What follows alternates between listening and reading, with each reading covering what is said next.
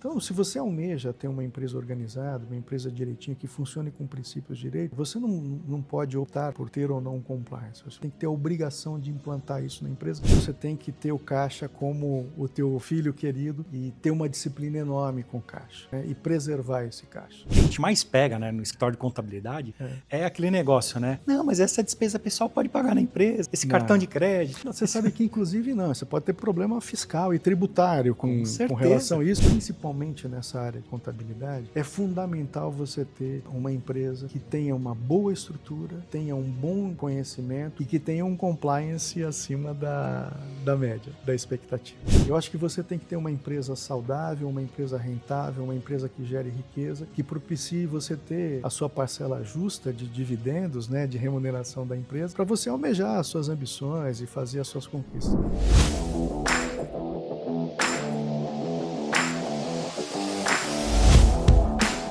Olá pessoal, sejam bem-vindos a mais um Pod Contábil da CPA Prime Contabilidade.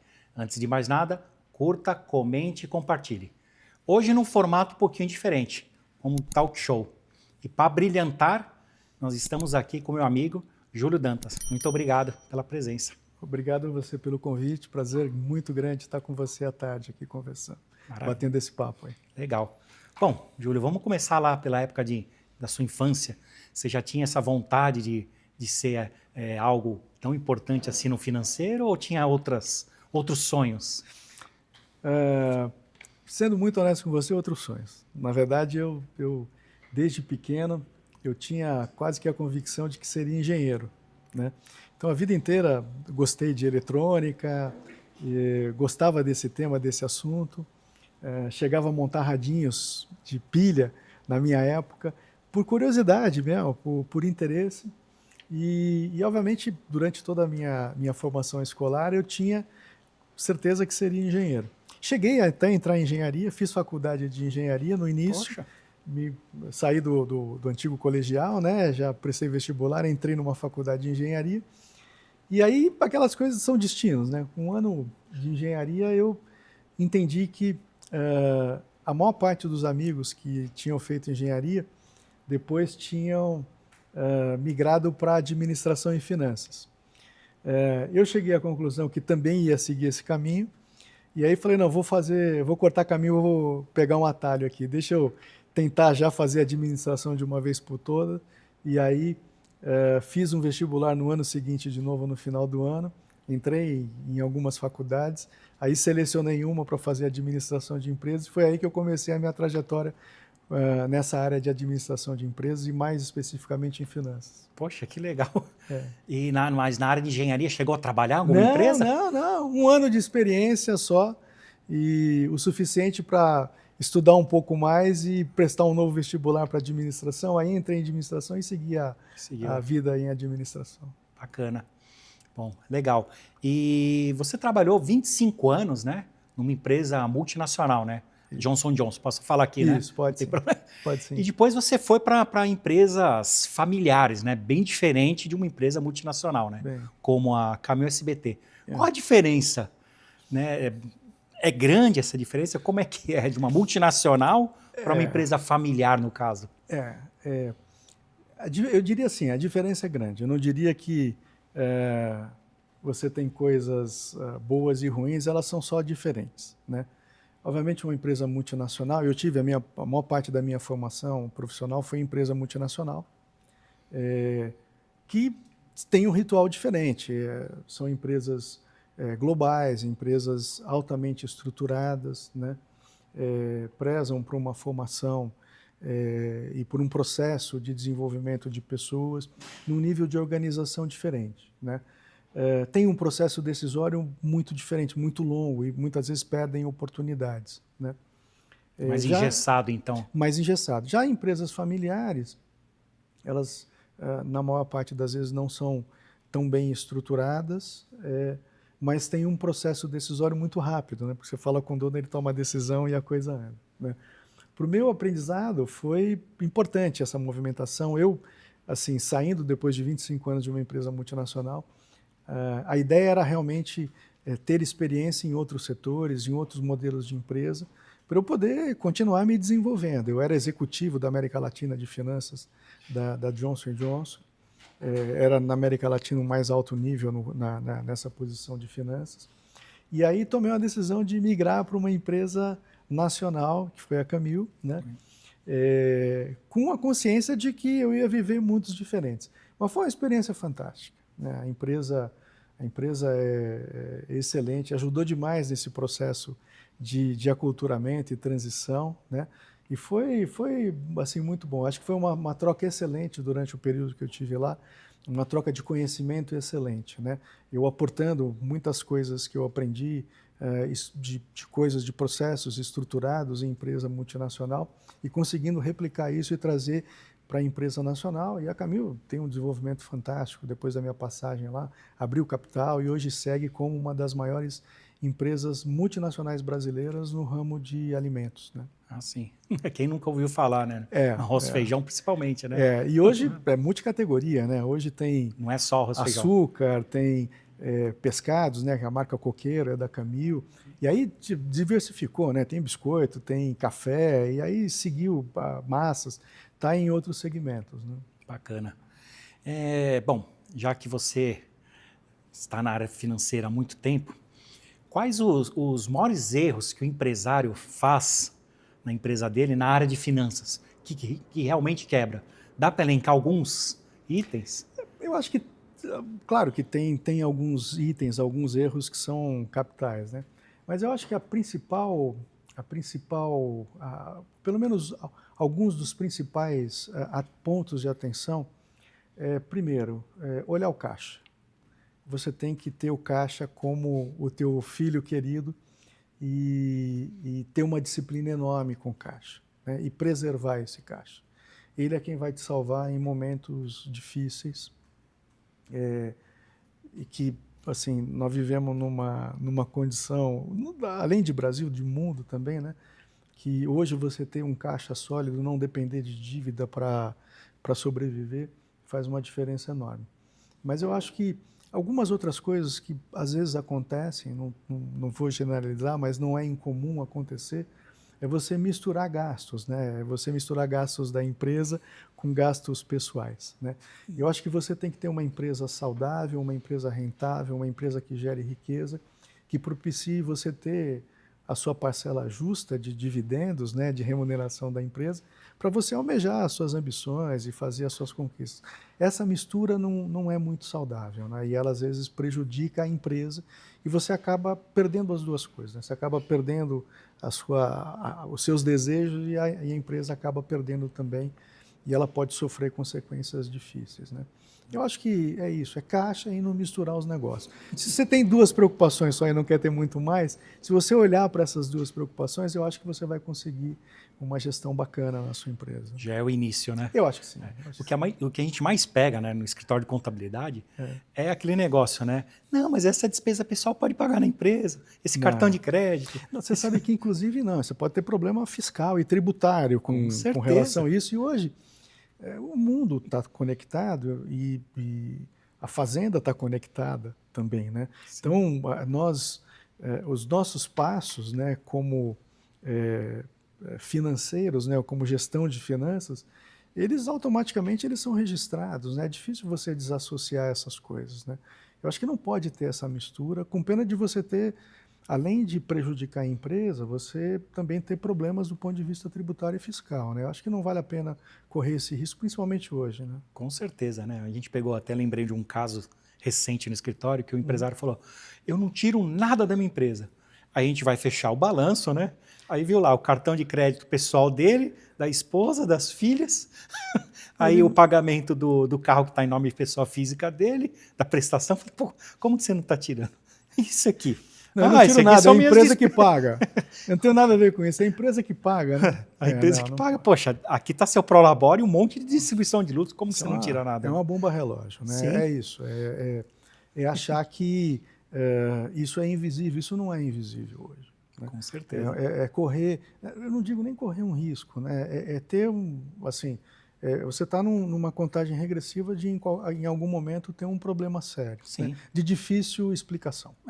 Eu acho que é Como? isso. Vai Não ser vale a fiscalizado e pena. Vai ter problema. E vai Não tomar vale uma a pena. penalidade enorme. Né? Enorme, não vale a pena. Com certeza. E a inteligência artificial, como é que você vê? Vai tomar o emprego do ser humano mesmo ou vem para ajudar?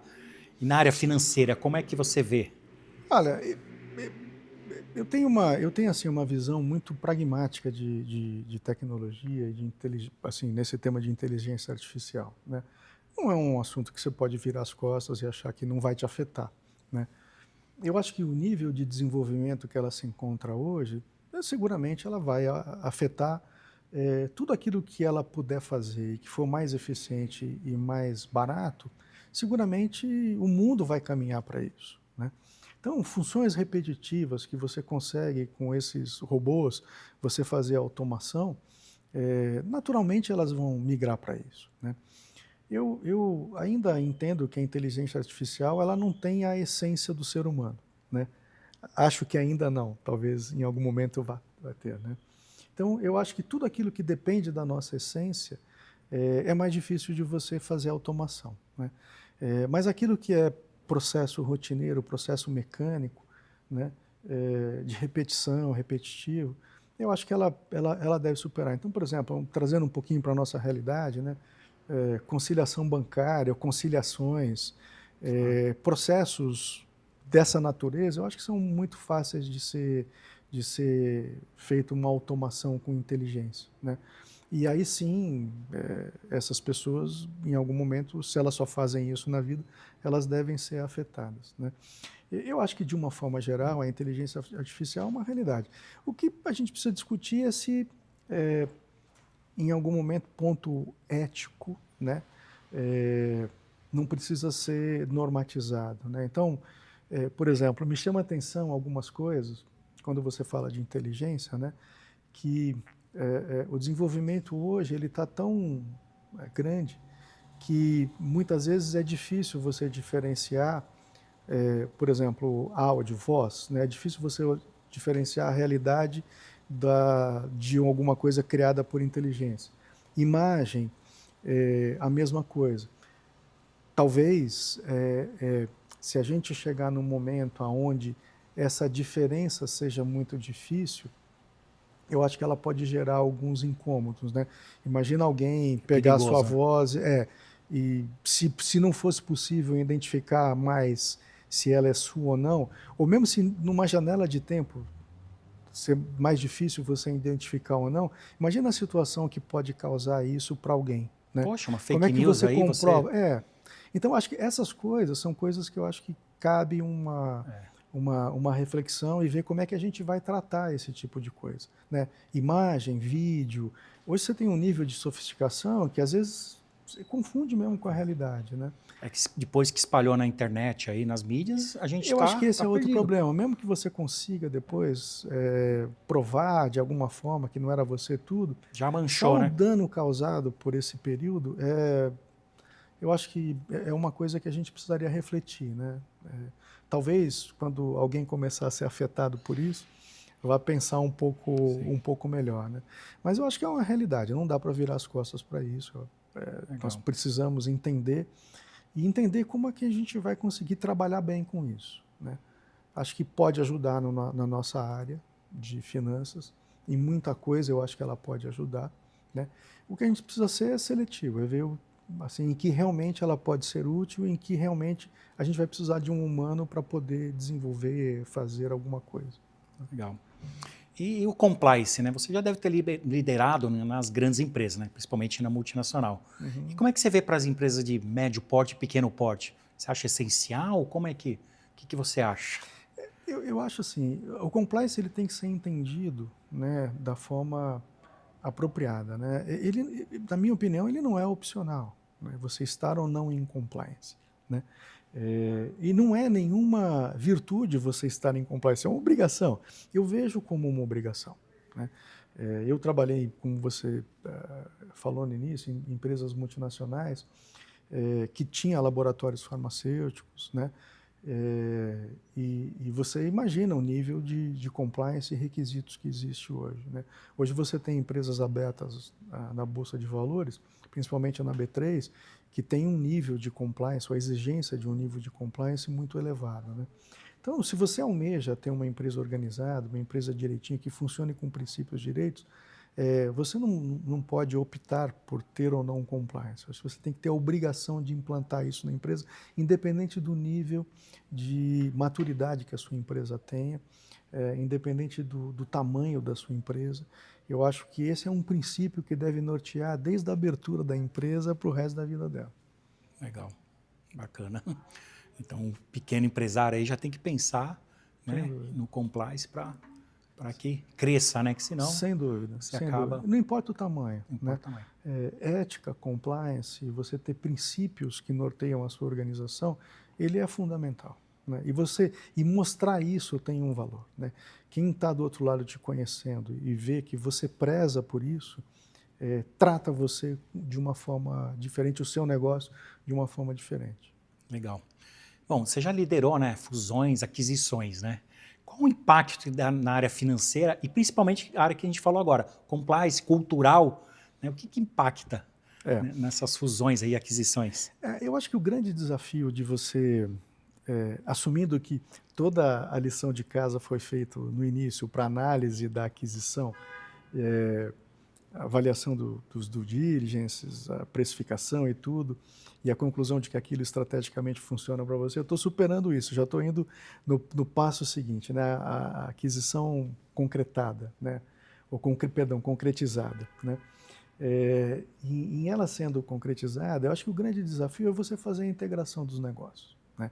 E aí você tem todo um número de dificuldade possível, que vai desde culturas diferentes, né, e você poder ter a sensibilidade de entender e analisar as culturas, né, ter a humildade de entender que você que está fazendo a aquisição, não necessariamente os seus processos são os melhores processos, ter a humildade de entender como funciona do outro lado, verifica como está sendo feito do outro lado e ver se você não pode aproveitar coisas boas que existem do outro lado, ao invés de você fazer um turnaround total e falar assim, não, isso aqui é a minha cartilha, vai, implementa e ponto. Né?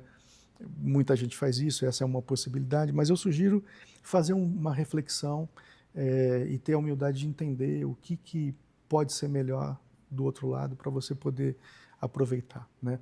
Capturar sinergias, porque toda a integração, você tem aí oportunidades de sinergias, muitas vezes você tem funções duplicadas, triplicadas, depende do nível de aquisição. Então tem uma rotina, tem um processo, né, de você fazer a incorporação que dá muito trabalho, dá muita dor de cabeça, né? Mas precisa ser feito, é importante ser feito e ter a disciplina de fazer isso da forma apropriada, eu acho que faz toda a diferença. O outro grande desafio é a integração de sistemas, né? Nossa, eu acho que isso mesmo acho que com sistemas, com linguagens ERPs iguais, eu acho que tem uma dificuldade, um nível de dificuldade de você fazer a integração. Da parametrização, né? Pode ser até a mesma marca do sistema, mas a parametrização é totalmente diferente. É isso. Então, assim, tem um caminho, né, um processo longo, né, depois que você concretiza a aquisição, que é capturar essas sinergias, alinhar processos, fazer efetivamente a empresa adquirida funcionar em sinergia com a tua organização. Legal. Bom, na área financeira, então, muito provavelmente você já entrou em alguma empresa que estava bem ruim, assim, né, da parte financeira. E você chegou a recuperar alguma empresa assim? E depois, é muito dignificante assim a recuperação? Olha, a movimentação, por exemplo, na minha posição, né, como diretor financeiro, CFO, normalmente as movimentações elas decorrem de necessidades que empresas têm de um perfil diferente para ajudar em alguma missão, em alguma necessidade específica. Né? A troca normalmente demanda alguma coisa nesse nível. Né? E das minhas movimentações, obviamente, aconteceram situações diferentes, necessidades diferentes, aonde a movimentação foi por conta de entender que a experiência que eu tinha em gestão de outros negócios ia ajudar a resolver determinadas situações nessas empresas que eu estava entrando, que eu estava iniciando, né? Isso tem. Eu acho que o mais importante, né, o desafio você fica sabendo. Quando você chega na empresa, você entende o tamanho do desafio, né? O mais importante é você conseguir desenhar e mapear todas as variáveis desses desafios, quaisquer que sejam eles, né? E ter uma equipe que vai te ajudar a fazer o negócio acontecer. Ninguém consegue fazer sozinho, né? Então, você tem um grupo de pessoas com você para te ajudar nesse movimento e conseguir fazer esses ajustes necessários para endereçar esses problemas, eu acho que é fundamental, né? Então, a primeira coisa é fazer uma leitura boa do problema, entender as causas e raízes dos problemas, né? Tentar endereçá-los, não minimizar essas causas, tentar endereçá-los, né? E com disciplina, com uma boa equipe e fazendo os ajustes para que a coisa encaminhe para o resultado que você espera. E seguramente, né, depois que você conseguiu executar isso, né, e que a coisa funcionou e deu certo, é muito gratificante porque você acaba deixando aí, queira ou não, uma digital ali da tua passagem, né? Então isso é bacana. Principalmente para os proprietários e os funcionários, né? Principalmente para a equipe. a equipe. E outra coisa, né? Você falou, é gratificante, né? Eu acho que a equipe tem que ser reconhecida, né? Não é você, né? Obviamente sobre a sua liderança, mas a equipe que conseguiu fazer esses movimentos necessários para fazer os ajustes, ela precisa ser reconhecida igualmente você, né?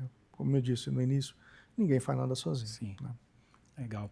E para quem está começando agora na área de finanças, dá um conselho que possa assim ser, né? Poxa.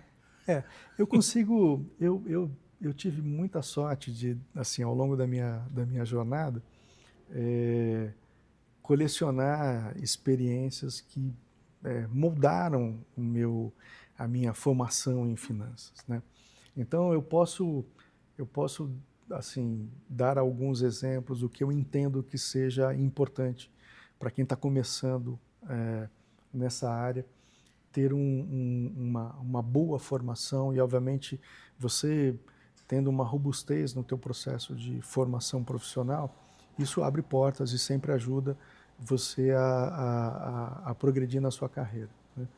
Então, o primeiro conselho que eu dou é assim, não queime etapas, né? Entenda que o processo de aprendizado é um processo que demanda tempo, demanda dedicação, então não queira ter uma subida meteórica, né? Eu entendo que a geração hoje, os times da geração hoje são diferentes dos times da nossa geração, mas eu acho que para a formação, você ter solidez de aprendizado faz muita diferença. E por que o tempo é necessário? Não é que o tempo é necessário porque eu acho que o tempo é necessário, porque o tempo necessário permite que você viva experiências que vai te ajudar na sua formação. Queimar essas etapas, eu acho que em algum momento no futuro você pode ter algum problema de não conseguir lidar com determinadas situações. Então eu acho que você entender esse tempo, né, eu acho que é uma coisa importante, né, por mais ansiedade que exista nesse caminho, né. A outra coisa que eu acho importante é você conseguir aprender as diversas funções e os diversos processos que existem dentro de uma área de finanças, né? Pôr a mão na massa e passar por todas as áreas possíveis em finanças é importante para você entender a dinâmica do negócio, entender como isso interage com o seu negócio, né? Então, passar por contabilidade, e dentro, na contabilidade, todas as áreas de contabilidade, ativo fixo, entender a dinâmica de ativo fixo, contas a pagar, contas a receber, tesouraria principalmente, e passar um tempo grande em tesouraria para entender a importância da gestão de caixa no negócio, eu acho que faz uma diferença gigante. E aí depois, mais especificamente, na parte de gestão e análise, né, na controladoria. tanto de marketing, quanto de vendas, quanto propriamente de finanças, né? Onde você vai ter aí uma experiência um pouco mais robusta em controles, né? Em ver processos e controles, né? Então, não queime etapas, né? Siga todas as áreas possíveis de finanças, então provoque essa rotatividade para você ter uma boa formação, né? E aí depois você pode ir para temas específicos, né? Você dentro da área de controladoria, você vai fazer muita análise, você vai aprender a fazer análise, e aí você vai para coisas específicas, como relação com o investidor, como especialização em função e aquisição, se você quer seguir esse caminho, aí faz uma imersão maior com esse viés e segue a vida. Mas é importante você conhecer esse mundo todo, fazer um rodízio em todas essas áreas para você ter uma boa formação. Legal. Um agradecimento especial para alguém? Olha, eu gostaria de agradecer assim as pessoas que seguiram comigo nessa jornada até hoje, né? As pessoas que tiveram comigo, porque sem essas pessoas eu não conseguiria ter caminhado na carreira, na função. E aí não dá para nominar, porque é uma história longa, tem muita gente, mas eu, assim, de coração, eu estou pensando em todas essas pessoas e faço um agradecimento aí de coração para todas elas, né? E agradecer a todos os meus chefes, né, que ao longo dessa jornada me ajudaram a fazer essa caminhada, né? E reconheceram e tiveram confiança em mim e no meu trabalho e permitiram que eu tivesse aí a possibilidade de ganhar esse conhecimento, fazer essa rotação e andar nessa jornada. Eu acho que esses são os agradecimentos aí que eu estou lembrando de todas as pessoas aqui e estou fazendo. Sintam-se todas abraçadas, né? Sintam-se todas abraçadas. Quem me conhece sabe do que estou falando. Maravilha. Bom, a contabilidade e a finanças andam lado a lado, juntos, né? Qual a importância do contador para uma empresa? Olha, total, gente. É assim, quando a gente toma a decisão de não ter a estrutura própria e usar os serviços de alguém, né, principalmente nessa área de contabilidade, é fundamental você ter uma empresa que tenha uma boa estrutura, que tenha um bom conhecimento e que tenha um compliance acima da média, da expectativa. Por quê? Porque esse cara vai estar falando em teu nome, esse cara vai estar retendo contribuições em seu nome, esse cara muitas vezes vai fazer a gestão de caixa no seu nome, vai contabilizar as transações da sua empresa em seu nome, vai eventualmente aprovar alguma coisa em seu nome. Quer dizer, você está entregando a alma da tua empresa para um terceiro, né? E é fundamental que você considere uma empresa que tenha esses requisitos que eu falei agora para fazer essa gestão, para você ficar tranquilo, né? Ao longo da minha vida profissional, até por conta de trabalhar com finanças, né, eu assim, muitas vezes era consultado por amigos pedindo indicação de escritórios que pudessem ajudar, né, muitas vezes profissionais liberais, né, e eu sempre dava esse conselho, dizendo, olha, você tem que buscar empresas com esse perfil para você poder ficar muito tranquilo, né? Você está entregando, no final do dia você está entregando a chave do cofre pro parceiro, né?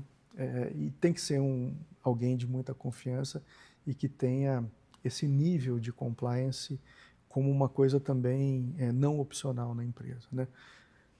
Você vai ter uma jornada tranquila, ele vai poder te dar bons aconselhamentos, né? A gente comentou num dos temas aqui, desses empresários que muitas vezes eles misturam a área profissional com a área pessoal. Um bom contador vai te orientar a não cometer esse erro, para você evitar uma grande dor de cabeça na frente, né?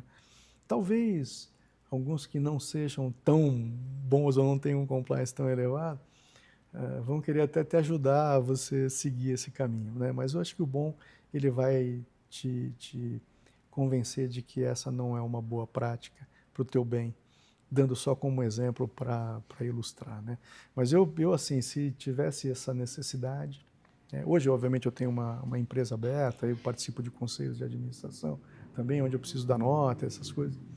E aí eu tenho, obviamente, uma empresa de contabilidade que me ajuda nessa jornada e tenho essa preocupação e durmo muito tranquilo, porque eu estou bem apoiado em relação a isso. Com certeza. Maravilha. Bom, muitíssimo obrigado. Eu queria deixar um livro, meu primeiro livro. Você espero que goste. Ricardo. Vou gostar sim, adoro o livro. Autografado aí, com uma dedicatória. Muito obrigado, Ricardo. Prazer enorme estar conversando com você aqui.